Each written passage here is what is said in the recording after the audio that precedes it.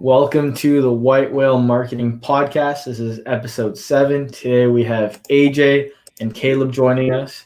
So they're part of the White Whale Marketing team. And as always, this podcast is in collaboration with, let's just get it up here, the Sport Marketeer. So you can see it's kind of covering Caleb there. We'll have that more visible as we go on.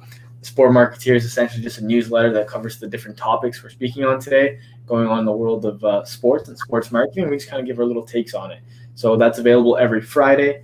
You get a newsletter directly to your mailbox or inbox, I should say. You can find that link to subscribe to the newsletter in the link via our Substack. And from there, you can kind of read, see visuals of it, and just have a better grasp of it if you don't really, follow along as we talk about it here. So with that, 3 topics we have on today's episode is relating to North American soccer and the growth it's having, where we see it going. The second is in relation to the NWHL's rebranding. And last but not least, the NFL return. I didn't say those in order, but we'll speak on those as we go. So the first topic here that we have at hand will be in regards to the NWHL rebrand. So they're rebranding now to the Premier Hockey Federation. Pretty interesting move here, right? So it's the motivation behind it, just reading a little bit here from an article, is sort of reflect the changes behind the scenes. No labels, no limits is kind of one of the things that was quoted. A big reason too, the athletes that are involved in the league, not all of them identify as women, so that's kind of being much more inclusive. With that, they've held focus groups, and you can see things where fans, non-fans, sponsors, etc., everyone that's involved within the league, federation, I guess you can call it now, they're all for it, right? So it seems like it's a positive move. And just wanted to get your thoughts on what do you think of this move by the NWHL? What do you think? Do you think it's going to allow them to grow? How do you think it's going to impact them going forward? I mean, I'll start off, if I'm honest, not many people, only because I've done research through school and through sport interest, not a lot of people knew about the Women's Hockey League, and even if that there was a professional league. I think kind of rebranding before they establish themselves as a professional organization in a professional league. I mean, I'm looking at on my screen right now, I've got the logo. I don't know if you're able to pull that up, but it looks impressive. It looks recognizable, and I think it's going to be a big change for them. It's moving away from, hey, let's distinguish ourselves by gender, and hey, we're actually here. We're looking to succeed. They've gone through months of renegotiations with their players' associations in the league, trying to renegotiate their contracts and renegotiate how they're going to move forward. But I think it's going to be really exciting. They're getting what they want now from the unions, so getting back in play, especially post-pandemic. And I think the rebrand is just the best way to do it. From looking at their logo and how their branding looks so far, it looks really good. It looks really impressive, and they're going to distinguish themselves as very talented and interesting league to watch. Yeah, for sure. Caleb, what do you think? I was going to call you Harrell for a second, so I'm so used to having Harrell with us. But what are your initial thoughts on this?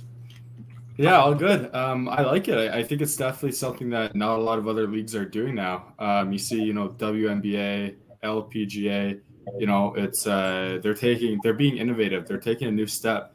And I think they want to show, it's not a women's hockey league. It's not, a women's league. It's just a hockey league, right? They're just trying to be the best hockey league they can be. And I think that's a step in the right direction. I think it'll be interesting to see whether other leagues will follow this in the future, whether more, female-dominated leagues will start to remove the women's labeling or the female labeling to their name. But I like it. It just distinguishes them as a premier hockey league, or a premier hockey federation, I should say, and not just another league, right? And I hope it's a step in the right direction. I'd love to see them, follow through and for this to be the new norm. Yeah, no, for sure. And it's all interesting points here, right? Where I like the move, right? Maybe this isn't the best action tip. I find it looks crispy, right? It looks professional. It still looks, like a professional league as it is. And yeah, it goes with maybe the times we're in, right? Where, hey, it's much more inclusive. It's either, adopt or adapt or die, I guess, as some people say. And I've had that people say on, other podcasts that they've been on. Yeah, and I definitely think that maybe it is something in the right direction where, let's say you use the NHL, the NBA, X, Y, Z as an examples, these professional leagues that involve men, none of them say, hey, the National Men's Hockey League, right? So maybe it's kind of removing that label and kind of be like, hey, no, we're on the same playing field. And it's not just, a women's professional hockey league, but it's a professional hockey league, period, right? So that's definitely something of interest. I just pulled it up. I guess it's pointing this way. Yeah. I just pulled it up here. So that's the old logo on the left, the new logo here on the right. Yeah, and one of the other topics of interest I'm just seeing in our group chat here is, I believe, the Baylor Bears. So the Baylor University, I think, is in Texas, right? Yeah, the Lady. Yeah, so the Lady Bears are removing that title where, they're strictly the Bears. So I think that makes sense where it doesn't even necessarily make sense, right? Where, let's say, Caleb and I went to the University of Ottawa. You never heard them calling, hey, the Lady GGs or, X, Y, Z, right? So that makes sense. And it's good to see that people are progressing with it. So very interesting. Obviously, with football on tonight, we're going to have a shorter episode today since we started a little later, and I think it's on right now. That kind of blends well into our next topic here. The NFL has returned. As always, we always have those long stretches of, no football on Sundays for months on end, unless you're a CFL fan. But in regards to the NFL, it's back. It's live as we speak. I believe kickoff was 19 minutes ago at the time of this recording. And tonight, you see the Dallas Cowboys versus the championship-winning Tampa Bay Buccaneers. So with that, considering how big of an entity the NFL is and how much sway, I guess, they almost have, right, in regards to, I went on Twitter yesterday to kind of do a little research for one of our projects. Boom. I'm seeing Baker Mayfield and O-lineman, right, involved into some insurance commercial. And I'm scrolling down and I'm seeing, Nick Chubb with, Chipotle. So, there's a bunch of things coming up. And the question I want to ask you guys, with the NFL returning tonight, what is something that you'd like to see going forward with the league? What's something that you'd like to see in regards to, hey, maybe not always just have the same funny insurance commercials, or maybe it's more of an activation or an experience? What are you guys looking to see for the NFL to improve on this season? One thing that I think a lot of people can agree on as well is some topics in the past have actually been used really well. A lot of controversial stuff has been used in football. I know we've all seen the Nike Colin Kaepernick ad, but I mean, he was an image of the NFL at one point.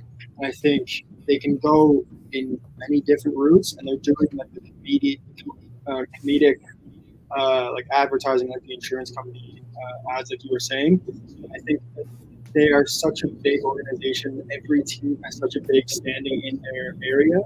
I think they can be creative. They can try whatever they want, and they have the resources to do so.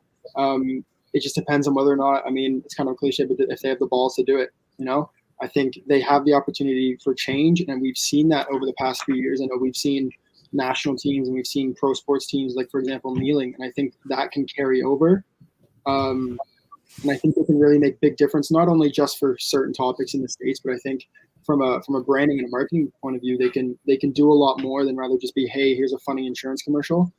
A lot of them can actually use their resources and use their fame and fortune to do good, and not only in their communities but nationwide and the whole world, right? Oh yeah, for sure. Caleb, I don't want to talk the whole time too. So what are your thoughts on that as well? Yeah, for sure. No, I think that's a big part of things. The NFL has always been kind of active in that, and I think it's important that they continue that. But from a different perspective, I think last year, I'd like to see, like you said, it's kind of a different. It's a lot of creative aspects to it. There's a lot of funny things, and I'd like to see continuation of things. Maybe not specifically the Nickelodeon ads, but the innovative kind of things that come with it. I don't know. I wasn't a huge fan of it, but I like that they're trying new things and they're trying to attract a new audience, right? So I think things like that, just being creative, not the same, like you said, the same insurance commercials you see year after year. Try something else to get into the advertising space and to promote your game in a new way. And I think they have a great opportunity now with there's a lot of younger players kind of coming into the league. You're seeing Drew Brees, leaving, Rodgers, Brady, they're getting up there, and I think it's a bit of a changing of the guard that's coming in. And I think the NFL wants to stay, young, modern, and innovative. That's a big thing in sports. You have to be innovative, and especially for advertising, you want to have new ways to kind of reach out to people, and I think they're doing a good job of that. Yeah, no, for sure. And there's two things I want to touch on there because it just kind of sparked an idea. First off, I'm just trying to get a picture here of the Nickelodeon NFL games, just because I think they're just so unique that if someone hasn't seen it and they're watching this podcast, I just want to give them an idea of what that is. So if you aren't familiar with Nickelodeon, their big thing is, slime. Obviously, they didn't actually put slime on the field. Or here, is it showing? No, you got to pull it. Oh, there we go. Here, it was showing. I think it went away for a second. So they kind of have these, special effects where when there's a touchdown score, they're shooting not Nickelodeon. Nickelodeon is shooting like slime via, graphics and AI and stuff. But it is a little cheesy, as you were saying, in regards to the commercials. Maybe that's what the NFL is to an extent. But I find the Nickelodeon stuff is a little different, right? Where I like because they're going after that young audience, which is a future fan of the NFL, right? So, when a kid, just going back to when I was growing up, I was always watching, the channel here in Canada, YTV. Sometimes that's the only thing I'd watch, right? Even though if there wasn't good shows, at times I'm still watching YTV. So just think of the aspect of, a kid, he doesn't know how to, or her, don't know how to use YouTube or video games, etc. And they're scrolling through TV, and Nickelodeon's the only channel they know, and the NFL comes on. I'm assuming, after a few weeks and, lots of slime and funny things like that, eventually they're going to become a fan of it, right? So I think that's a cool aspect because it's at least different, which I give them props to, which we're kind of talking about. And then the last thing I wanted to touch on that I just remembered, and it's not necessarily league specific, but it's more in regards to players, and that's obviously what we do here, White Whale Marketing, working with athletes and their branding. And it's in regards to the running back for the Jaguars, James Robinson. And so this is him last year wearing number 30, and with a lot of players being able to change their jerseys this year in the NFL to single digits, etc. He decided to go to 25. And obviously you're like, okay, what's the big deal? But because he's doing that change and people may have bought his jersey because he had a breakout season last year, he's the way he's engaging with fans, he's like, hey, if you have a number 30 jersey, put out a tweet with the team, tweet at the PR team for the Jaguars, send us a screenshot, and then we'll get in touch with you, and I'll make sure to sign your jersey with the number 30 on it. So, rather than fans having maybe a bad taste in their mouth, they're like, oh, damn it, like I just, spent, I'm assuming, close to $200? Almost for close to $200. Your jersey's not up to date anymore, but at least it's signed, right? Where it's not making people get a bad taste in the mouth when they think of that player. So I think that's a unique way of engaging with fans, even though you're still changing numbers, or even just not just like, oh, screw it, I'm changing my number, no one's going to change my mind about it. So I like that. And I know at least here in Ottawa, Bobby Ryan, when he went from 6 to 9, did something similar where they flipped the jersey. I had jerseys, yeah. I mean, just based on literally what you said, I know in the past few podcasts, we've been talking about, Messi and Ronaldo and a lot of our topics, but I mean, we wanted to return to Man U and get number 7. In the meantime, Edinson Cavani, who previously wore 7 for Man U, gave it up, so we went back to number 21. And I believe they're doing something similar where at the game, if you have the number 21, if you have the number 7 Cavani, they're trying to do some campaign through the Manchester United Foundation where you can actually go in and change it in the store for free. I mean, it's stuff like that, but it's goodwill for the company. And what they were doing with the Jaguars there, it's perfect, right? It's free, it's publicity. It's not really at any cost. Yeah, it's taking time out of his way to go and sign autographs, but those are future fans, like you said, with the Nickelodeon part, right?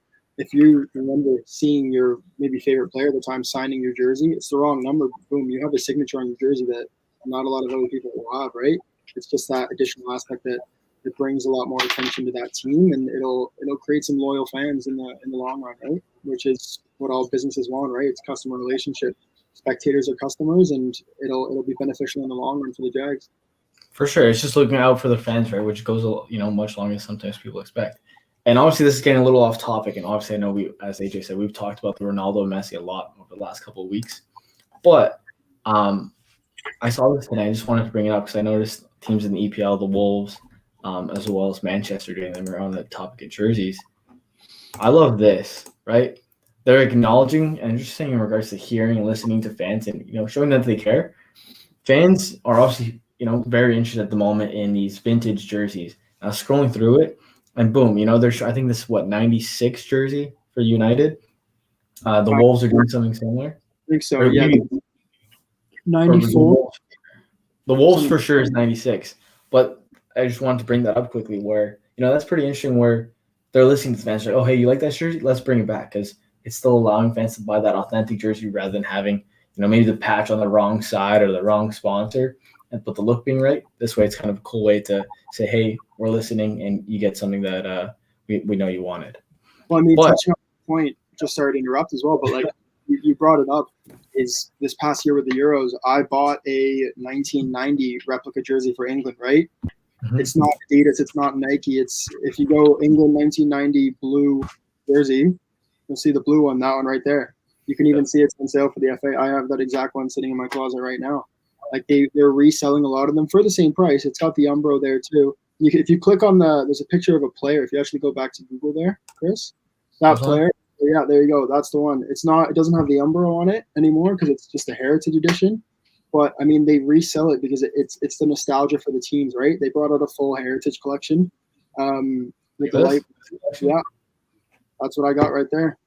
Yeah, no, I'm all for that, right? Even though, look, I'm sure companies at least like Adidas, Nike, et cetera, in North America, even in Europe right now where they have all these different, jersey suppliers, they're still finding ways to find, maybe it's not necessarily the jerseys people want where it's the huge Chevrolet on their chest, but they're still giving them something that whether it's, hey, I want the most modern or up-to-date jersey, or hey, just give me my favorite jersey that you guys have worn over time. But yeah, no, just surprised as well because when England won the World Cup in 1966, their jersey was just really, really thick, 100% cotton. That like if it rained, it would get soaked and you'd be adding another 20 pounds. It's literally just a long sleeve with that same England logo on it. But they're able to sell it. I mean, it's nostalgia, right? It's selling their heritage, and it's a way of, hey, let's let the young people buy the new stuff with Pogba or Ronaldo or Messi on the back and spend 130. But then let's also let people that were around in that time to wear what they wore when they were kids, for example, right? It's for sure, right? Yeah, and you know what? It also kind of creates like another additional source of income, right? You see, like every year, they have home, away, and a third jersey. A lot of teams have fourth jerseys. They'll have the special jersey I have right there once a year, whatever, and then they add in the retro jerseys, right? And it just creates. There's so many kind of on the market, and it just doesn't seem to be dying down. Fans still want that. They still want more. They still love the retro ones, and so it's just great to have all those options in one place. And as a team, I'm sure they love the extra income coming in. Oh, well, I can assure you of that. But yeah, you know what? That's kind of a good segue because as we're talking about soccer jerseys, Canada hasn't been in the World Cup in a long time, right? And growing up, my dad actually has that. He would wear those jerseys right on, Sunday if he was doing something around the house or I don't know. I remember seeing it. Is my point. I was looking for it here, but I can't find it. But with that, AJ's topic in this week's newsletter is in regards to the uprising of North American soccer and whether it's U.S., which I think has had a good share of competitions over the last number of years, but Canada's kind of on the upswing, right?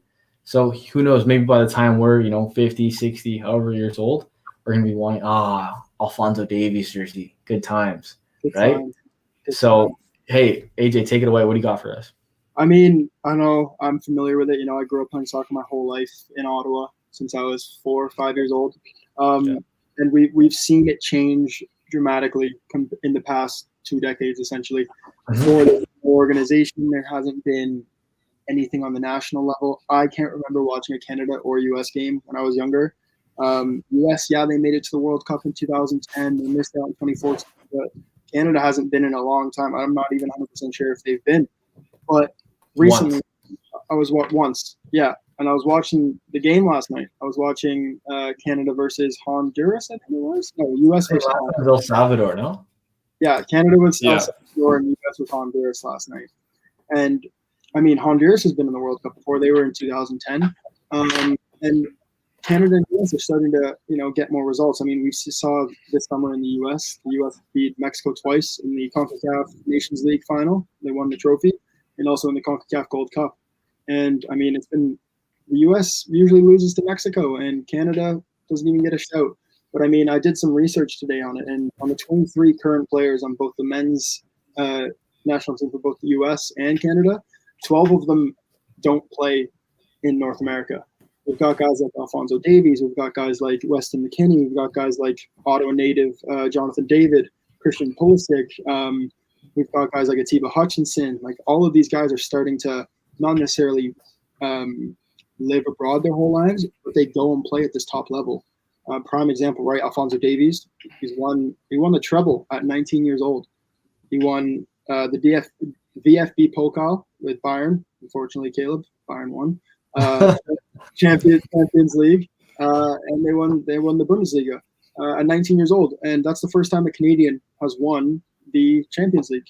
And we saw Pulisic last year, an American who won the Champions League and came third in the league. And then we've also got like Weston McKennie at Juve.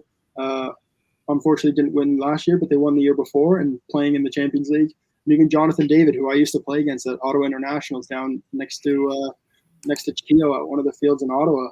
Subtle flex, AJ. Pardon? Subtle flex.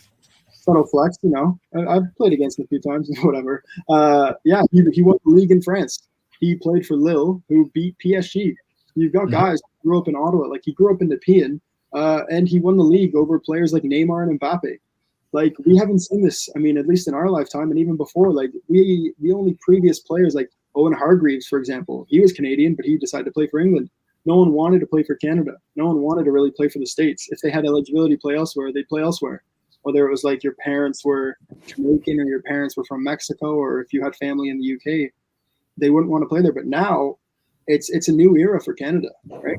They've gone through branding. They've gotten some wins. And, I mean, hey, 2026, we're hosting with Canada, Mexico, and US. Like, it's going to be interesting to see how this new generation and this new wave of soccer in a predominantly football and hockey continent, it's going to be interesting to see if soccer can rise in the rankings. No, for sure. I have some things to say, but I'm going to let Caleb go first because I always end up talking too long. Yeah, for sure. No, I was going to say this is one of the first times that I was actually excited, looking forward to the international break. I think as a football fan, you're almost dreading it. But as a Canadian, it's great to see us winning, right, so often. And I think first of all, I have to mention that Reina won the DFB, the American there last year. So bit of a shout out for the Dortmund kid. But no, it's great to see all these players, winning and showing up on the biggest stage. Canada's they haven't been to the final 8 in a long time, right? And you have to see not only for Davies, David, all the main the big stars on the team, but for the rest of the starting 11, they get the chance to prove themselves on the biggest stage, right? When they might not have the opportunity when they're playing, in a lower league or in a lower tier MLS, this is the biggest competition, right? And this is what teams are looking for. And just to have Canada being represented at that stage is huge. I think it's great for Canadian soccer as a whole. That we can now compete, with Costa Rica, El Salvador, Honduras, countries that are much smaller, yet they have much more of a, soccer is much more in their culture, right? Whereas, like you said, in Canada, it might be below hockey, football, basketball, but I think soccer is a global sport, right? I think it's only a matter of time where it reaches that level in Canada. Maybe not, the same level as hockey, but it becomes a main top 3 sport. I think that's going to be because, Canada is making strides in the professional game. And just to see all these young players like Davies, David, come up and help the team, reach these new levels, it's great. And, if we can make the World Cup, I think that would be massive, for the sport, especially, before 2026 when it comes here. Yeah, no, I completely agree. And to be honest, so there's a few things I want to touch on though before we go. Um, I think that's part of the reason why they also expanded the number of teams that can qualify for the World Cup going forward now, because then it touches more markets, more eyes, more people falling in love with the game. So that's number one. The second thing in regards to, these players, whether it's Davies, David, you know, et cetera, like this, basically this core of national team players, as you're saying, it's giving opportunities to the others. It's also kind of maybe making, like AJ was saying to extent, it's kind of cool to play for Canada now, right? Because you're on this, I don't know, this groundbreaking generation of soccer players for the country, right? Where, oh, hey, we're kind of changing the trends. Hey, like it's cool to play soccer again, or hey, there's actually an opportunity where it's not just going to be, hey, play soccer, and then once you hit high school or whatever, you were like, oh, there's nowhere to go. I'm just going to tap out. There's actual opportunities now. And then the third thing that I want to say with that is, with these bigger names now that are part of the national team, such as we talked about the big ones. The marketing opportunities there, you may be thinking, oh, hey, they're going to run away. They're going to have all these different opportunities, whether it's relating to brands, sponsors, or even just, growing a following on social media, as you see, like Davies when he does things. That's then going to allow more people to have eyes, even if they're not soccer fans, right? If they become familiar with Alfonso Davies, I should say, and they're like, hey, who is that player? Oh, he's the guy that's leading the charge for Canada. Okay, cool. You know what? Maybe I'm going to tune in because I see him on this commercial. I'm watching Hockey Night in Canada. Or, hey, you know what? I'm going to tune in because I see him on TikTok. He's a funny guy. So I want to see what this guy can do, against USA or something, right? So it's kind of the thing where it's kind of building a reputation for, soccer fans in Canada. Obviously, soccer dominates in other countries, but it's going to be slowly having maybe that one personality or two personalities that can start changing the viewpoints, right, of Canadians, which I think is going to be a huge impact. Where even, maybe we'll even see it trickle down to different other athletes as well, right? Where if Team Canada does make it to the World Cup, right, in a couple of years here, then maybe a bunch of companies will be like, hey, you know what? Hockey or soccer in Canada is hot right now. We want to attach ourselves to a Canadian soccer player, right? Whether that's in Europe, whether that's in the CPL, whether that's in the MLS, we just want a Canadian soccer player because that's what people want. So the opportunities are there, and I'm excited to see where things go. And with that, I think that concludes episode 7 of the podcast. The newsletter comes out tomorrow. You guys can find it in description to subscribe. It gets shipped straight to your inbox. You'll be able to see that in written form. And if you haven't already, enjoy the NFL return tonight, Cowboys versus Buccaneers. See you guys next week. See you guys.